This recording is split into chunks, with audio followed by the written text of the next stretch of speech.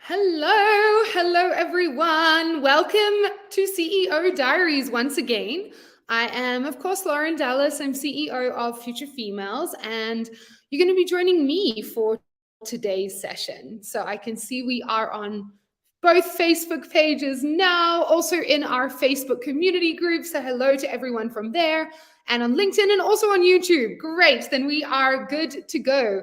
Hello, I can see people joining. Please say hi in the chat. I am using a tool that pulls all your comments, all your questions into me here. So I'd love to know where you're joining me from. And as always, make this session as interactive and valuable as humanly possible for you. I'm really excited for today's topic of CEO Diaries. It is how to manage when everything changes. And I'm going to be speaking about it from the context of the launch. You guys all know by this point that Future Females is about to launch our all new community-led learning platform. We're so excited. Finally, being a marketer and an avid launcher, having not launched since December when we started on this platform, I am itching to put it into your hands and to share with you all your invite links. And the reality is we were actually hoping we could have done that already. Last week was our internal goal for our launch, but we've had some delays. So that's why I'm really excited about today's session of CEO Diaries, because often we don't talk about all the things that change behind the scenes, right? Whether it is delays, which I'm going to speak about and I just did. How do you manage that? If you're in the middle of a launch, how do you manage delays wherever they come from, in or out of your control? The second thing I'm going to talk about is how to manage when approaches change or your strategies and tactics change. Things work, other things don't. So how do you double down? And then the third is staffing changes. So for those of you who have a team or even outsourced providers who are supporting you in your launch, maybe with skill sets that you don't have, so it's also not easy for you to just keep working harder and pick up the slack, how do you cope with that? At Future Females, we have had a lot of all three of these changes. So I want to share I guess a bit of our story, but also how we have combated it, and in the hope that if these changes come up for you or already have, that we're helping you get through them. So as with every CEO Diaries, there is also a prize. This is a prize for those of you who interact, and it is an item of Future Females merch. So all you have to do is comment. I see people saying hi already. Rosaria and Laurel and Sharon and Ahlile and Maya. Hopefully I'm saying all your names correctly. Welcome. If you're joined and you haven't said hi, please do. Because I'm going to pick one person at the end, and if you win, you'll be able to pick your favorite item of Future Females merch, and we're going to send it right out to you. So it could be t-shirt, water bottle, tracksuit. We've got some new tote bags as well. So yeah, just to keep things fun and keep this as two-way as humanly possible. Okay, I'm going to get stuck in. And as you all now know, this session is really about change. And what I find quite interesting about change is that physiologically as humans, right, we are predisposed to not like change. We can mentally learn and also practice, and I do believe it's a practice, particularly something founders practice daily, to live in ambiguity and to build our resilience to change as it impacts us or as we decided. But physiologically, we are designed to want to sit in certainty because that's where we feel safe, right? Back in the day, we wanted to know where is our next meal coming from. That was the certainty that we wanted. And so that's carried through. And it's what I believe keeps a lot of people in jobs, right? I call it the golden handcuffs. You're in a job, it's covering the bills. So why would you change and put yourself into a position of deep uncertainty being a founder? But we choose it because it's more fun, firstly, and it's far more impactful and mission aligned, and it's how we build our own dreams. So we are designed not to enjoy change.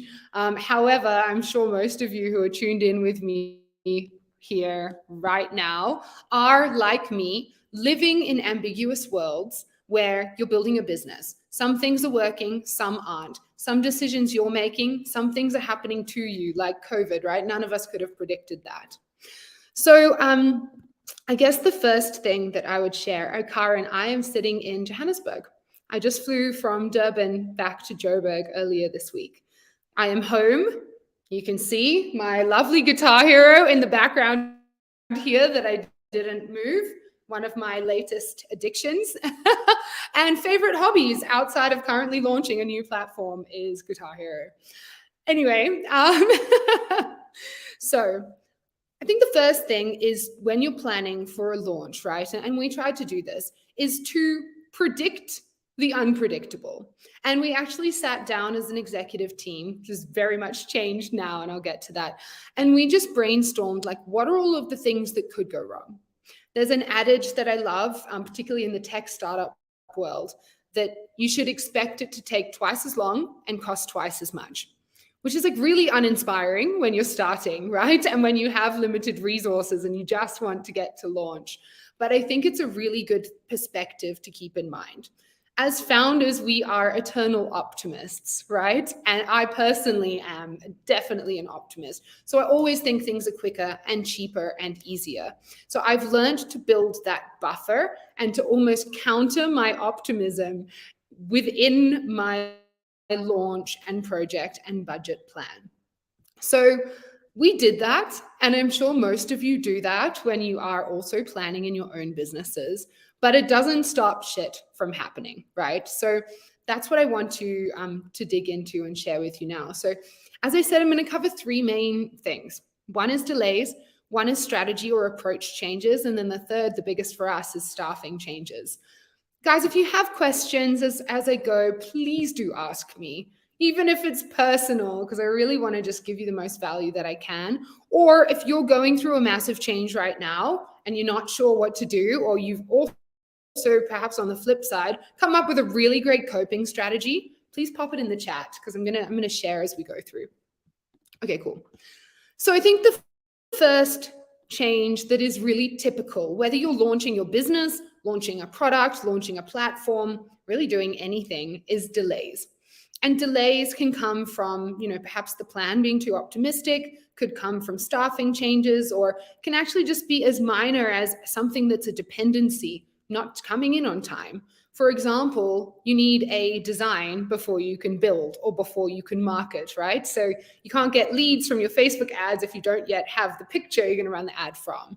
So those dependencies, I think, are some of the things that we keep an eye on most, because they can push out your whole plan, right? So this has happened for us. We actually, back in January or February, some of you maybe saw, there was four of us, four of us on the executive team, as in the C-suite. So there was myself, CEO, my co-founder, Serena, COO. We have a CMO called Jula, and then also a chief product officer, Mark, who incidentally was also at our Future Females launch 5 years ago. So very cool, we've gone full circle. So we all went to Seattle, where Mark is based, and our UX designer was also based in the American time zone. So we were able to get a lot done in the 2 weeks. We were on such a high, as you can imagine, like on the plane home, cheersing champagne, like look at us go, 2 weeks of intensive effort. The next week, the UX designer that we'd spent 2 weeks with, unfortunately had to stop and roll off the project for personal reasons. So, no hard feelings, but those 2 weeks of intensive work, the money we had spent transporting us physically from Europe and Africa over to America was 80% lost. And we had to wait, recruit again, re-onboard, and almost restart from that day one. So that was quite a blow right at the very, very start, right? Having that big delay.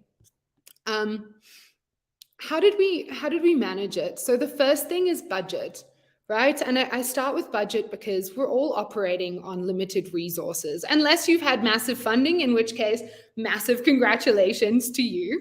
But even then, you're under a lot of scrutiny in terms of how you spend your funding, right? So I always come back to budget first, because the worst thing you can do is ignore the budget and ignore cash flow, the lifeblood of our business, right?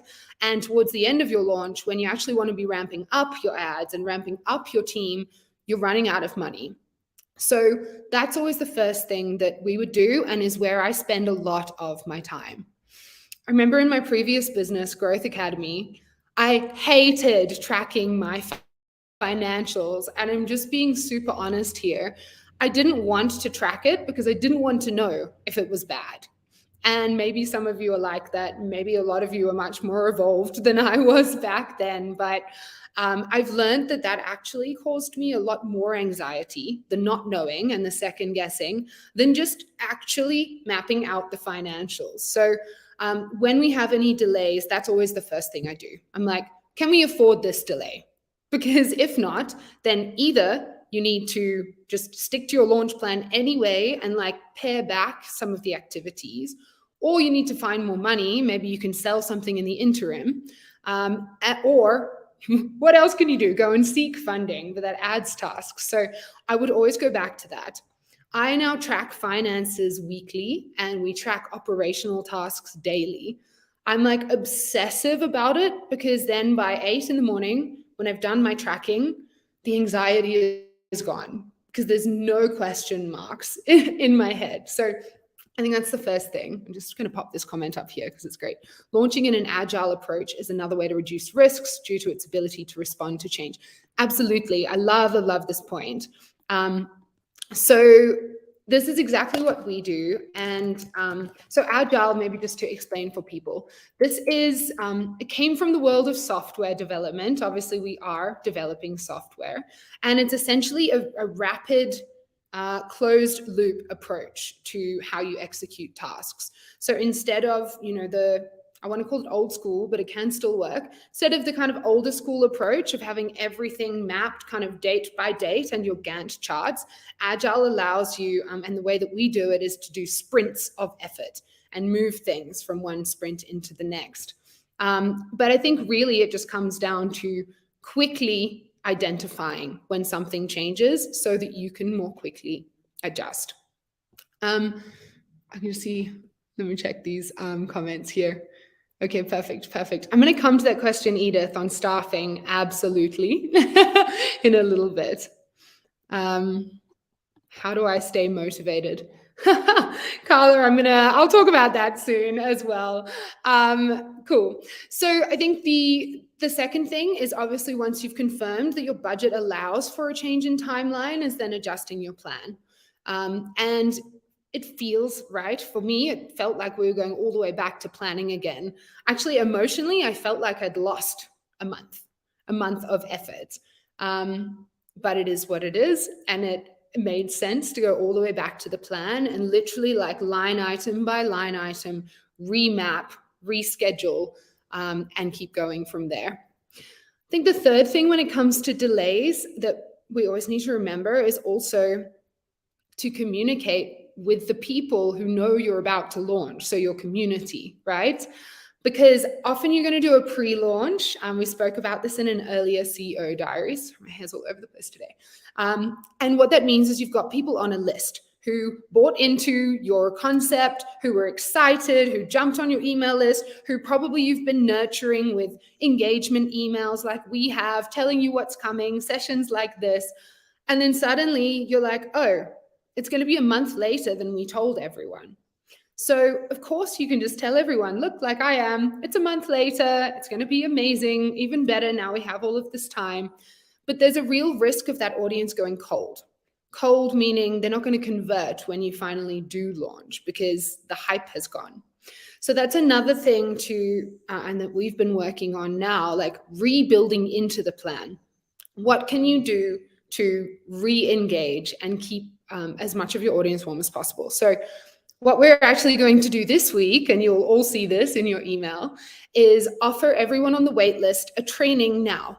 So it's going to be our Future Map workshop. So it's something we sell normally for $27, but we're going to just give it free to everyone on the wait list. And it is a 45-minute visioning, goal setting, and action planning workshop, and downloadable. So we're going to do that so that you guys who I hope, like me, are really excited for the launch and the content that's coming in the community can also start now and can vision so that when we start launching the courses are like, oh, I see how that fits in. Or, oh, that's going to be my priority to dive into first and take action on. So yeah, that's been the process that we've been working on in terms of the delays and the bonus that we'll be offering just to keep everyone excited. It's also my favorite workshop ever. I don't know if any of you have done our future map. Maybe you can let me know in the comments if you have, but it is our future females way of mapping out your goals and mapping out goals that really are aligned at a soul level rather than at an ego and a head level, so that when you hit them, you actually feel good and want to keep going. Okay, cool. Sharon, are there any tools that you use to track tasks and financials periodically? That's a really good question. So I actually just do our financials in an Excel document as well as our operational tracking. I like this best because I personally like going through row by row and pulling from our different other systems, which I'll speak about, into one. I was going to speak about this later, but I will now. So what we look at every morning is from an operational perspective, we look at three things: output, results, and conversions. So output is like, what did you actually do yesterday? And splitting it by channel. So for example, maybe you did 2 Instagram posts yesterday. So under Instagram, you'd put 2 as your output. What result did you get? How many people joined your mailing list from those 2 posts? Maybe it was 4. Then your conversion would be 200%. Maybe you're also doing, like we're posting into other Facebook groups. So we're finding other groups of female founders and we're saying, hey, why don't you check out our platform? And so maybe we're posting into 30 groups in a day and getting 10 leads. So then we know that's converting at 33%. So those 3 stats, output, results, conversions, I would heavily suggest to be looking at every single day. If you only look at results, then you're not getting the information you need to change your strategy quickly in an agile way, like we've been talking about. Because let's say you pull a report and it shows you that 10 of your leads came from Instagram and 5 came from Facebook groups and 20 came from LinkedIn. But what did you actually do? Did you spend 10 hours on LinkedIn and 1 hour on Facebook? So you also need to always be, and I say need, it's up to you. Obviously, we need to, because I need to be able to make informed decisions. We need to track those, all of those metrics. Then when it comes to financials, I might be also a little old school, but what I like to do is actually export our bank statements into a Google Doc, categorize everything for the day, and then I pull it into a pivot table that shows me our spend. At the moment, there is no revenue because we haven't launched yet, so makes it easier. Also a lot more painful to do daily, but it helps me manage our categories of spend and forecast for the days of the launch remaining. And decide where to double down, right? Because when you have the 2 next to each other, maybe you're spending loads on Facebook ads and nothing on LinkedIn, but LinkedIn is coming in much, much cheaper for you. So then you can quickly adjust your budget and take it, simply from where it's not working and double down on where it is working best. Cool. Perfect. So I think actually, we're already talking about changes to strategy. And I think, something that I would share that we've learned is not to base your launch strategy solely on what we would call experiments. So for most businesses, unless you're launching on this is your day one, let me know if it is your day one. It's also very exciting. Most businesses have done something before that you can use that data to forecast quite accurately to a point. In Future Females, we have that. We know roughly how much a lead is from Facebook, and we know generally how many people sign, how many people from our Instagram each day, our organic content, go and join our email list. So in our forecasting for our performance for our launch, we have almost certainty channels, and then we have experiments. So what I would encourage you to do is try and have as much of your target as possible covered by the channels you're quite certain on. Maybe you already have an email list to tap into. So that's a certain channel. You know you can go and re-engage these people. Maybe you're going to do one-on-one outreach on Instagram. Amazing. You know you can reach these people. So make that like your must-do bucket, and then have your experiments as the like extra fun stuff. So that's what we do. We know we're going to hit our target from our like certain channels, but we're doing a whole bunch of experiments. We tested TikTok direct messaging, which for us didn't work at all. We actually lost followers. So we've learned quickly people on TikTok are not that receptive to DMing from a company, whereas on Instagram, that's killing it. Another experiment we've been running is the Facebook group one. Today, we're going to be posting into 30 different LinkedIn groups because we have no idea how people in LinkedIn groups respond to links out to products or to invitations to join a mailing list or even to videos. Literally no idea. So our estimated like leads is 0, but it's an experiment. And if it works, amazing. And I share this because it also, for us, has really helped to manage time, particularly with the delays. So if something is delayed, we rather just drop an experiment and push it out a week or 2 weeks, because there's the expectation that it won't work and then be pleasantly surprised and move it up to certainty when it does. Karen, how do you get people to join your business through Insta? Only by hashtags. Okay, cool. Love this question. So, I mean, Instagram's like taking on the whole world, right? Instagram's basically TikTok, YouTube, and Facebook all now combined into one. So we actually do quite a few different things. The first is just making sure that your feed posts, typically you get more views on a feed post than a story, making sure they put your product somewhere in it.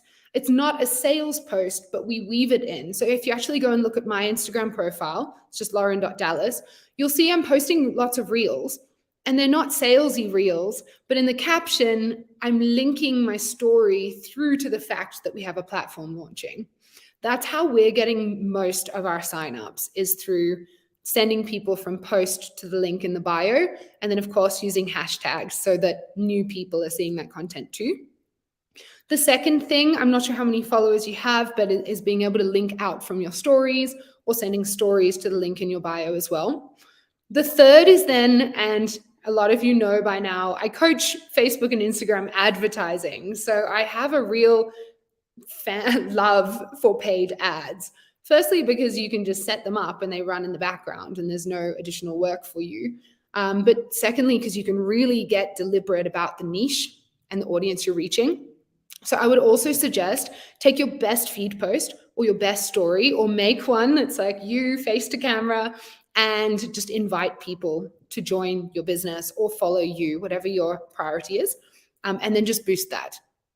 If it's a video, you don't need to boost it for much money for a lot of people to see it. Video views is like the cheapest thing you can buy in the world of Meta. Hopefully that helps. This is a really good question too, Ali Claire. How do you handle scope creep? Yeah. So scope creep, for anyone who's maybe not so familiar with the term, is like is things being continually added to your plate. So another idea you quickly put into the project plan, a deeper way of doing this that you hadn't planned for, a more expensive way of doing something, like gradually creeps into a bigger and bigger project. And I mean, this is a real risk, because if something works, you want to do more. What we do is we have, and like I said, we've got our certain stuff and then we've got our experiments. So we just have an ideas backlog. Everything that comes up that we're like, ooh, this could be cool, we just put it on our ideas backlog. And then if we don't have an experiment for the coming week, we go and look there. I often call this like my not to-do list. Maybe I'm like you, Alihle. I'm like super excited for every idea that comes up. So I put it on my not to do right now list and then revisit that when there's capacity. Okay, cool. I want to chat about the third change. And actually, I'd love for those of you who are tuned in, Sorry, Karen, I missed this completely. You started a social media management business, worried about how it will work out, but super excited and positive. Butterflies are there, which is good, but you don't know if you're using the correct platforms for your business to get out there. The reality is every platform can work for your business, and that's what can make it quite overwhelming. Every strategy can work, but not all strategies can work if you try and do them at the same time. So, Karen, maybe you want to let me know what your business is in the comments, but we double down on Facebook and Instagram because that's where the leads are the cheapest. That's where our biggest audience is already. And then we focus a lot on email as well because we have a database. So there are two big focuses. And then everything else is kind of like a bonus. You know, we're testing on LinkedIn, testing on YouTube, but 80% of our time is focused on Facebook, Instagram.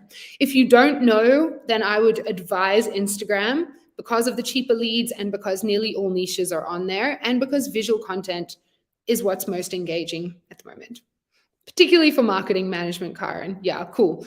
I would definitely suggest Facebook, Instagram. Cool. Great. So I think the third change is staffing. And maybe you guys can let me know in the chat if you have a team. Actually, just post solo if you're a solopreneur. Post team or the size of your team if you have employees, or outsourced if you're mostly working with freelancers. Just we have both freelancers and contractors and full-time employees. So I want to speak a little to all of them. The biggest change for me of everything that has happened this year is having 2 of the 4 C-suite managers at Future Females move off the project. So I mentioned it was me, CEO, COO, CPO being product, and CMO. And firstly, what happened is Serena, my co-founder, we decided is going to focus full time on running our not-for-profit, and I'll focus on the platform, which made a lot of sense for us because our not-for-profit, we obviously want to keep that growing as well while we're focused on this. But it left a massive gap operationally that no one else has the skill set to fill. So that was the first. And then the second thing was that our CMO, our marketing officer, also resigned and finished up probably just a few weeks ago now. So as we were starting the waitlist acquisition, she unfortunately finished up. She's been with us since literally the start, so there's no hard feelings. She's put in 4.5 years and is still a shareholder, but operationally, she needed to wrap up. So we went from 4 to 2 very quickly as we were ramping up our launch. And that's definitely been the biggest change. I can see some of you saying you're solo, some saying teams of 3 or teams of 5. You know that when anyone leaves, it leaves a massive gap. Even when a freelancer wraps up, that you've invested time onboarding to your mission, your tone, your style, it leaves a massive gap. And starting again, recruiting, screening, onboarding, training, it's a huge investment of time. So when people leave, not only are they leaving their work, but they're leaving all of that extra work to find the new person. So thanks, Karen. So for me, particularly our CMO leaving was one of the most challenging gaps because of the timing, right? We're literally in the acquisition phase and having this gap. So, you know, the first thing that we did was get a really good handover, and her name was Cordula. She's freaking amazing. So you can imagine how good her handover was. So I'm very appreciative. It's definitely helped us keep running, but get a really good handover. And what we did was get a handover like many weeks, 3 weeks before she actually finished. So she could hand over the work, implement it. She helped us implement it before leaving operationally. So that was the start. I think the second thing, and a really big decision that I had to make that was tough, was deciding, do I hire again or not? Right? Is it smart to onboard in the very middle of a launch, or can the team and myself pick up the slack and manage until after the launch when there's more capacity to hire the right person? it's a really tough decision, right? Because you don't want to overload yourself, because if you burn out, your business burns out, and your audience can always feel that. If you have a team like some of you do, it's also really hard because you don't want to overload your team. They're also in the launch. They're feeling like you feel. But also onboarding someone who maybe is not aligned and you don't know because you're so in depth is also a challenge. So we decided not to hire, and rather to, because we had done so much tracking, just focus on the things that were really working, that Cords was managing, and allow some of the other things to just be pushed out. New initiatives, we're going to push it out. We're going to worry about it later. Karen, as you say, always see the negative as an opportunity to improve. Absolutely. And I mean, I don't want this to come across as a negative, because people always leave a business, right? As the founder, you're the only one who's tied to it for life. So you also need to expect that at some stage. But thanks, Lauren. But yeah, it is a challenge. So that's what we did. We decided not to hire, and then just sat down with the team that still, is in the business, and just was super honest with them and them with me. Do they have any capacity? What do they feel is the biggest risk? And then readjusting based on that. I think the last thing when these types of changes come up around staffing is to manage your emotional state, right? It doesn't feel good when someone leaves you. I don't think anyone on the planet likes being left in whatever situation it is, right? Emotionally as well as like logistically. So I think one of the things that was really important for me was to just deal with that. And I went on a health hydro for 2 days, and it was amazing. And I had massages, and I had a spray tan that I think is looking pretty good. And just literally recentered, refocused, and then came back this Monday with like a whole new energy, a whole new vibe, and a whole new plan. So yeah, I think that's what I wanted to share about staffing, but please do let me know if any of you have any questions about that. I can see Alikhle saying, I manage a team of 8 people. People management is crucial when engaging. Team members have unique skills. Absolutely. And I think we always need to consider the ripple effect of one person leaving on the rest of the team as well, right? So, because are they seeing it as a sign of like uncertainty, which we're talking about, not being like, is the business okay? And the business is 100%, but the launch plan has to change, and you need time away to think about that. But you also really want to keep the culture productive and everyone feeling good. So I agree with you. I think people management is definitely the hardest part of a job as a founder. Cool. Let me have a look at this question. Trinette, have you started including these potential changes in your planning and doing some sort of risk assessment? Yeah, this is a great question. So definitely, and I said right at the start that when we put together any plan, we do scenario brainstorming. We're like, what is all of the stuff that could happen? And also on the professional side, risks of people leaving. I didn't predict 2 of our 4 executives moving. To be honest, that was a slightly bigger change than than I'd predicted. But we did obviously predict staffing changes, delays, budget. I think the other thing that was really useful was to incorporate personal change. So during our launch, I've moved cities and I've also moved house. And for anyone who's been through either of those, it takes up emotional state. There's a lot of admin to do. And then there's the actual days of move where you're completely out of the office. So also working in some of those big life events too has been really helpful. I'm going to be honest, I'm quite grateful that we had the slight delay on the tech platform launch just to combat all of these other things that came up. So I guess there's always things that happen to you, but then it's how you deal with it that actually matters, right? So for me, setting our new launch date, which is the 10th of October, everyone, that's going to be the very first day that any member will be inside our Future Females platform. So I'm very excited for that. Just refocusing and re-energizing and now sprinting towards that new launch with a whole new vibe and slightly new team. I can see Karen saying self-development helps me so much. You have to read books in your line of business. Absolutely. Tersh saying it's like a breakup. Absolutely. It really is. In some respects, you've spent even more time with them than you might have with your partner.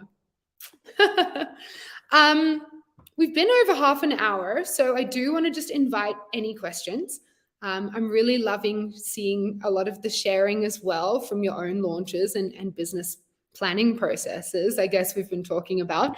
Pop your questions in the chat for me, please, or anything you want to know some more about. Maya, let's cover this. How do you think about outsourcing some business processes? Love this question. Okay, cool.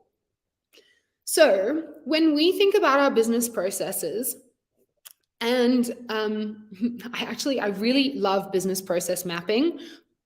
Even though I'm like a massive creative and strategist, having something documented as a repeatable process just gives me that peace of mind to be able to think bigger, right? So we do it in two ways. One, brainstorm everything that is repeated every week. For example, CEO Diaries is every Wednesday at the same time on the same channels.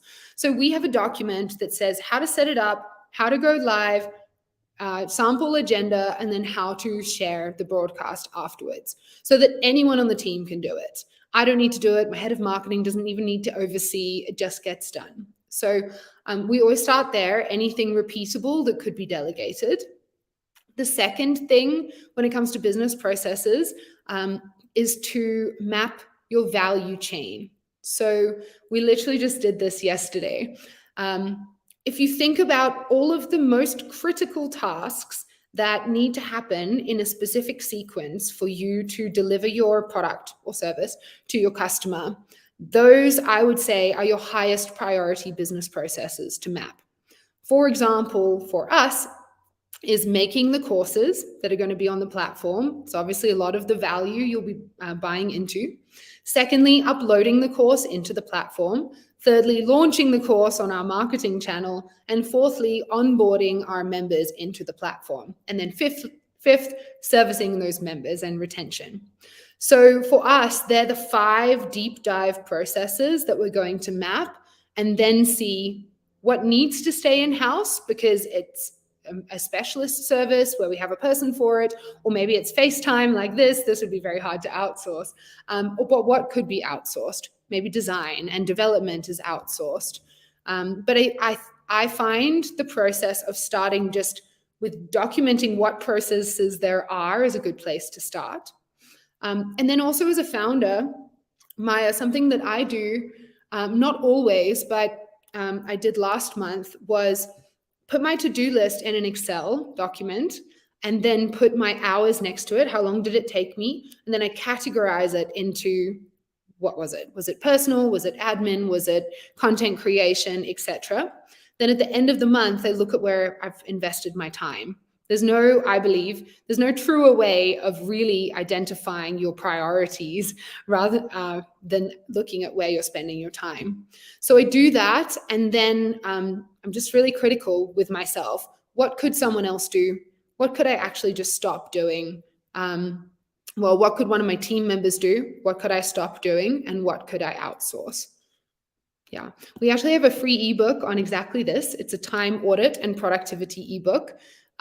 So I will dig it up and pop it into the comments for you guys. Great. Lavender, what advice would you give someone launching a new company after previous ones didn't work out? So Lavender, I've been in your position. I've launched 5 companies. I run 2. So I know exactly where you are at. And I think 2 things from my journey. One, if I look at the businesses that have failed, I didn't get support where I could have had support. I spent a lot of time figuring things out for myself. And I actually enjoy that a lot, but I think also some of it came from ego. I didn't want to go ask someone, or I didn't want to invest in the coach or the mentor. What I have now learned is that everything's been done before.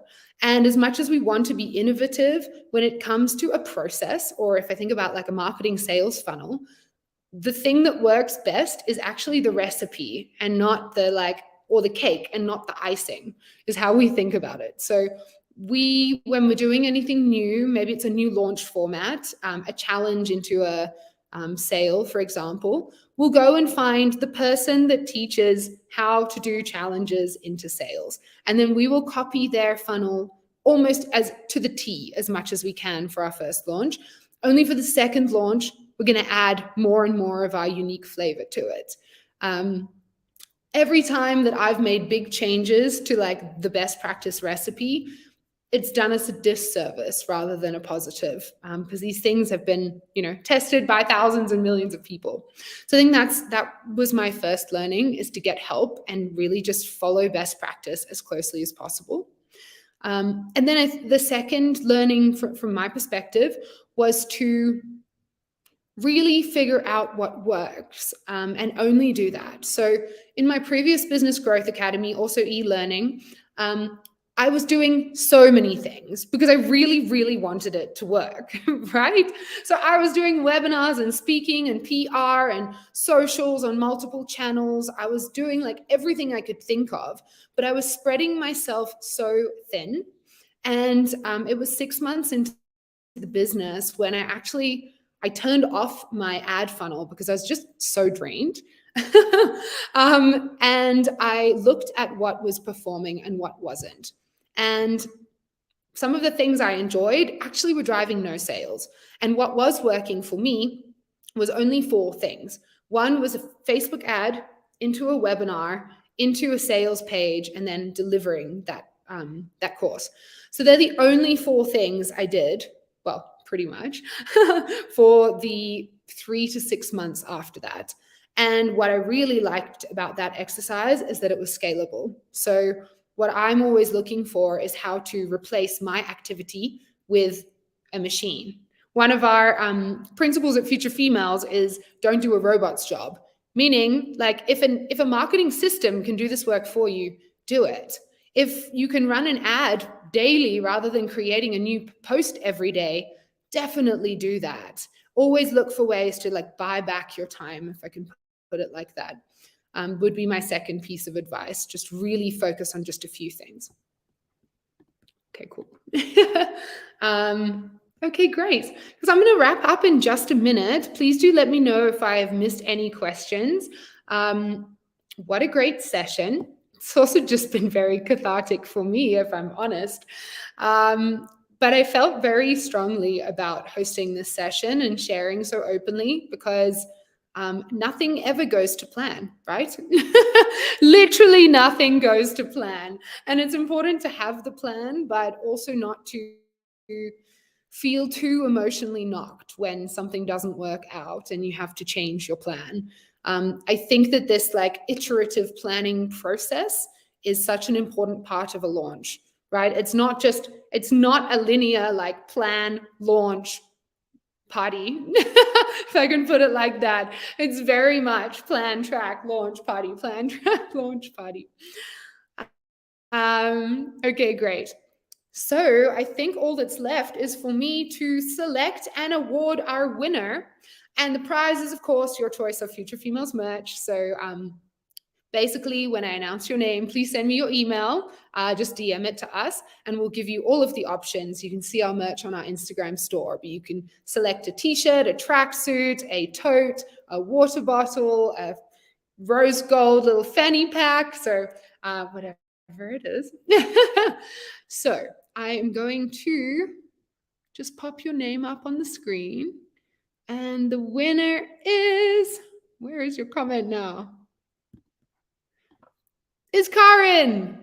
Karen, yay. Thank you so much for joining, for participating, for sharing a bit about your business as well. So everyone keep an eye out for Carmen's marketing business. Karen, sorry. I hope it's Karen and not Karen, but it's very hard to correct me at this point. So yeah, wishing you all the best for your business. Really appreciate the engagement. And please DM us your email and we'll organize whichever piece of merch you are most attracted to be sent out to you. Amazing. So that brings us to the end of this CEO Diaries. I hope you really enjoyed it. Please do send us through any feedback. We are always open. And next week's topic is going to be a really exciting one. I'm actually bringing in our chief product officer, so it'll be at a different time to talk about tech. Basically, how to map out your product features and the benefits that your audience really want and are actually going to pay for. So we'll take you a little bit through the process we've gone through, from customer research through to product mapping, through to actually building. So stay excited for that. And until then, I hope you have a really good rest of your week. Bye.